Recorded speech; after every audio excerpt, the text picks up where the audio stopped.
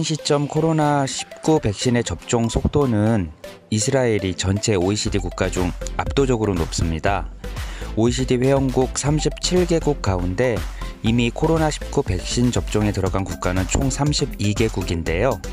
아직 백신 접종을 시작하지 않은 나라는 한국, 호주, 콜롬비아, 일본, 뉴질랜드 5개국 뿐입니다.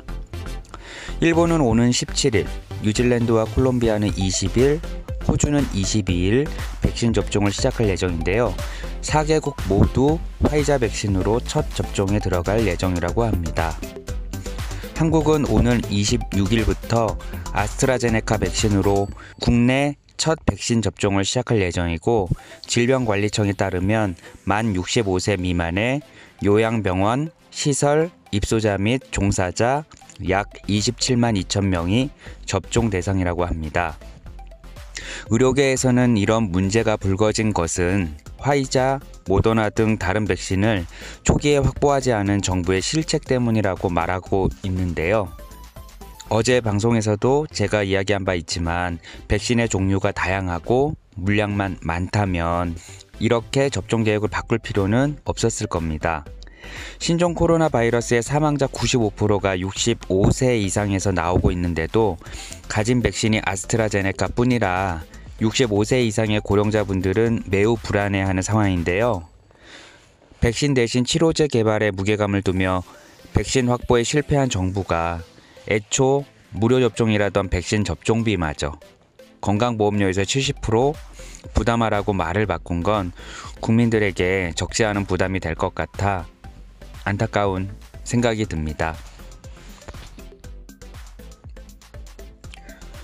질병관리청이 노바백스의 코로나19 백신을 위탁 생산하는 SK바이오 사이언스와 백신 공급 계약을 오늘 체결하였습니다. 정부가 노바백스로부터 도입하는 백신은 총 2천만 명분이며 SK바이오 사이언스가 국내 공장에서 전량 생산하게 되었습니다. 노바백스 백신은 기술 이전 방식으로 국내에서 생산되는 첫 코로나19 백신인데요. 이로써 정부는 SK바이오 사이언스와의 구매 계약을 통해 노바백스 백신을 2분기부터 순차적으로 공급하게 되었습니다. 그간 정부가 계약한 화이자, 모더나, 아스트라제네카, 얀센 백신과는 다른 합성 항원 방식인데요. 이로써 정부가 확보한 백신은 총 7,900만 명분입니다. 하루라도 빠른 조기 공급과 신속한 예방접종이 이루어지기를 희망합니다. 학교폭력 과거로 중징계를 받은 이재영, 이다영 쌍둥이 자매가 대한민국은 물론 전 세계 배구 뉴스의 헤드라인을 장식하고 있습니다. 여자 배구 흥국생명의 이다영, 이재영 쌍둥이 자매 선수는 한국 여자 배구의 탑 클래스 선수들이라고 합니다. 저는 배구를 챙겨보지 않아 잘 모르지만 쌍둥이 자매의 인기는 아이돌에 비유할 정도라고 합니다. 배구를 잘 모르는 저도 이다영 선수의 미모에 기억하고 알고 있을 정도인데요. 그런데 최근 중학교 시절 학교 폭력을 당한 피해자가 나타났고 자매는 인스타그램에 사과문을 기재했습니다. 그럼에도 비판 여론은 더욱 거세졌고 소속팀과 배구협회는 이들에게 각각 무기한 출정 정지와 국가대표 자격 무기한 박탈이라는 중징계를 내렸습니다.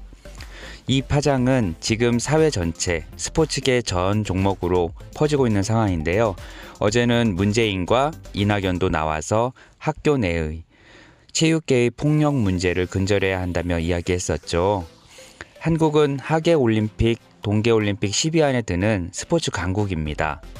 하지만 아직도 여전히 신체적 폭력과 언어적 폭력이 만연하다고 합니다. 실제로 매년 많은 일들이 언론에 공개되고 있고요. 참 안타까운 현실인데요. 폭력은 학교, 스포츠 그 어떤 곳에서도 분명히 근절되어야 하는 심각한 문제입니다.